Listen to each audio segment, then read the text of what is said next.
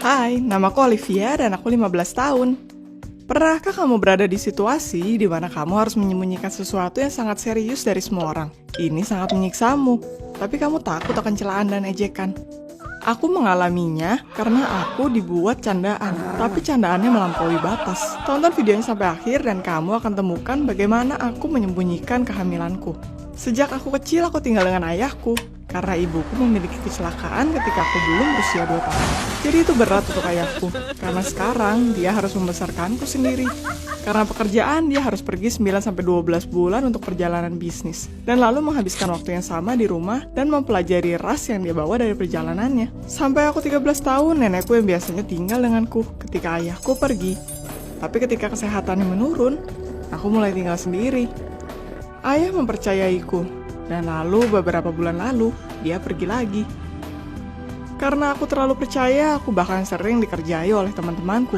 Berpikir mereka mengatakannya sebenarnya, dan akhirnya seluruh sekolah mentertawakanku. Semua orang membuat candaan tentangku, dan itu membuatku marah. Aku ingin merubah diriku, dan aku berpikir aku melakukannya. Tapi sesuatu terjadi.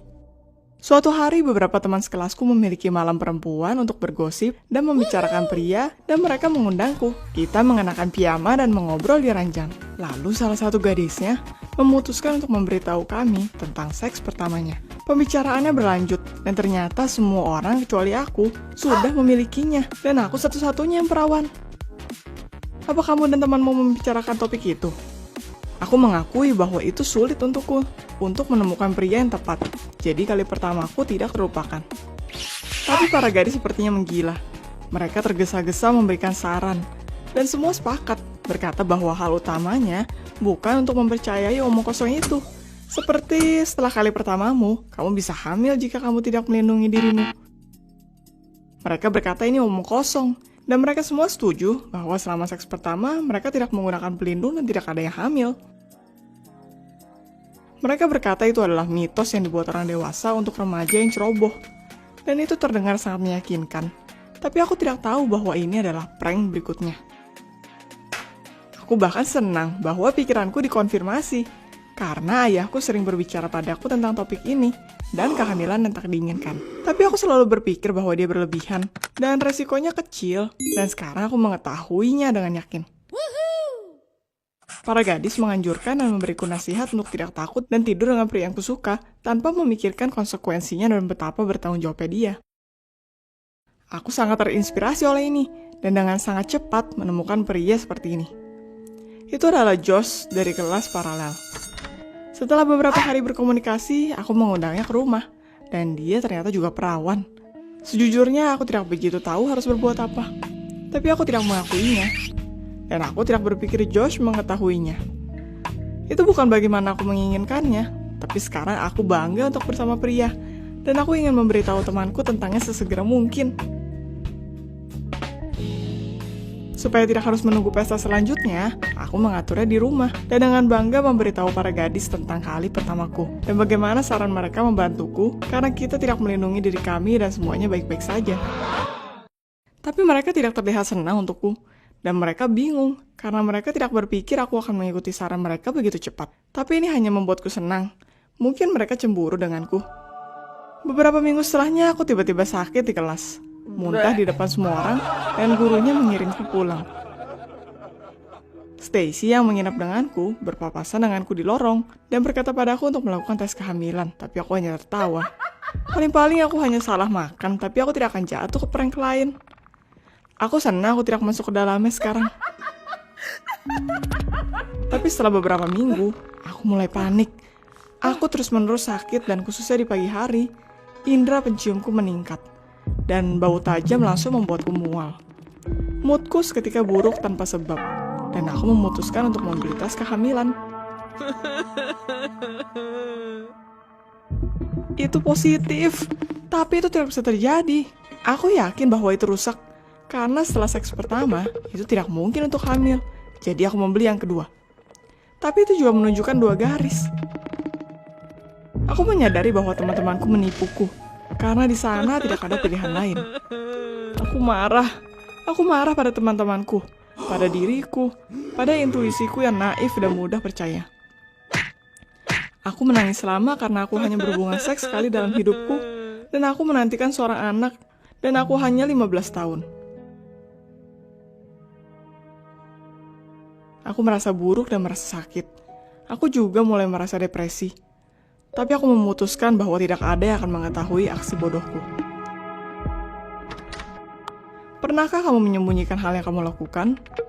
Aku pergi ke klinik dengan harapan bahwa aku masih bisa memiliki waktu untuk melakukan aborsi. Tapi ginekolognya berkata bahwa itu sudah terlalu berbahaya, karena aku mungkin tidak akan bisa memiliki anak sama sekali, terutama di umur yang muda. Dokternya berkata bahwa aku butuh untuk merawat diriku sendiri, dan jangan takut, aku bisa mendapat dukungan dari relatifku. Tapi aku tidak bisa menjawab, dan aku hanya mulai menangis dan lari dari kantornya. Aku menyadari dengan horor bahwa aku harus menghadapi masalah ini sendiri, karena ayahku ada dalam perjalanan bisnis, dan dia tidak akan bisa kembali untuk waktu yang lama. Aku tidak lagi mempercayai temanku dan pria yang tak sekalipun menemuiku setelah seksnya. Tapi tanpa diduga, dia ingin berkunjung. Kita duduk di kamarku. Itu aneh, tapi dia mulai berkata bahwa setelah saat itu, dia terus memikirkanku. Ingin untuk mengulang apa yang kita miliki dan memintaku untuk menjadi pacarnya. Dia menunggu sebuah jawaban, tapi bau tajam dari parfumnya membuatku mual, dan aku berlari ke kamar mandi. Dan ketika aku mencuci mukaku, aku ingat bahwa hasil ultrasoundnya ada di meja, dan dia mungkin sudah melihat semuanya. Aku dengan cepat kembali ke kamar, tapi dia sudah memegangnya dengan tangannya. Dia menyerahkan hasil tesnya padaku dan meminta maaf. Dia tahu aku hamil.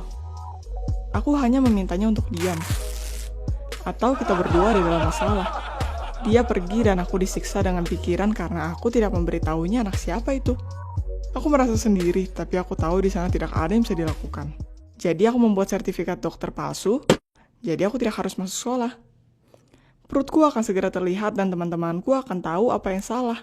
Dan aku tidak ingin menjadi candaan lagi. Aku ada di rumah setiap saat dan aku bosan. Teleponnya berbunyi dan aku mendengar suara Stacy. Dia ingin berkunjung, tapi aku berpura-pura soal aku tidak sehat. Dan sejujurnya, aku tidak ingin bertemu siapapun. Aku hampir menaruh teleponnya, tapi dia seketika mengakui bahwa kehamilan setelah seks pertama bukanlah mitos, dan bahwa aku hanya dipermainkan tanpa berpikir tentang konsekuensinya. Dan sekarang kata hatinya tersiksa. Aku sudah mengetahuinya sejak lama, tapi itu menyakitkan mendengarnya dari seseorang.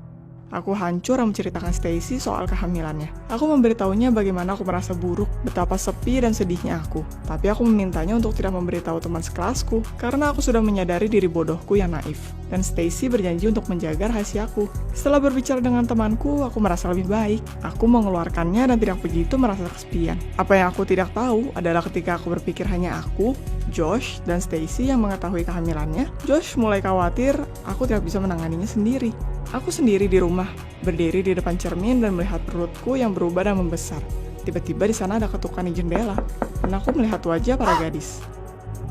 Aku dengan cepat mengenakan sweater dan bersembunyi di pintu, karena mereka terus mengetuk dan menekan bel. Aku menyerah pada kenyataan bahwa tidak ada yang bisa dirubah, dan menyadari bahwa tidak ada gunanya mencari alasan. Jadi aku memutuskan untuk membiarkan mereka masuk. Aku berdiri dengan mata tertutup dan menunggu para gadis untuk mengejekku, karena mereka sudah memergokiku dan mungkin akan memberitahu seluruh sekolah tentangnya, seperti biasa. Tapi teman-temanku mengeluarkan banyak brosur tentang wanita hamil di meja, mengelilingiku, membuatku duduk di sofa dan berlomba satu sama lain untuk berbicara tentang apa yang berguna di saat kehamilan. Aku tidak mengharapkan ini sama sekali. Ternyata Josh berpikir aku membutuhkan bantuan dari seorang terapis. Jadi dia menyerah dan memberitahu mantan temanku tentang kehamilanku dan meminta mereka mengunjungiku. Para gadis tidak datang untuk mengejekku, tapi kebalikannya, untuk mendukungku karena mereka merasa bersalah untuk kehamilan tak disengaja ini. Mereka memintaku untuk tidak marah pada mereka dan meminta maaf. Mereka juga menyarankan untuk tidak mempercayai apa yang mereka katakan. Kita meminum teh dan mereka mendukungku. Untuk pertama kalinya selama kehamilanku, aku merasa aku tidak sendiri dan merasa baik. Tentu saja, di sana masih ada percakapan dengan ayahku. Tapi aku sudah tahu bahwa aku mampu menghadapi semuanya. Josh mendukungku juga dan mengunjungiku setiap hari. Suatu kali kita duduk di ruang tamu. Dia meremas tanganku dan mencium perutku. Sekarang aku yakin aku memiliki dukungan. Apa kamu mendapat masalah karena naif? Jika iya, bagikan di komentar. Jangan lupa juga untuk like, subscribe, dan tekan tombol loncengnya untuk pertama kali melihat cerita baru. Jangan percaya semua yang orang katakan. Semoga harimu baik.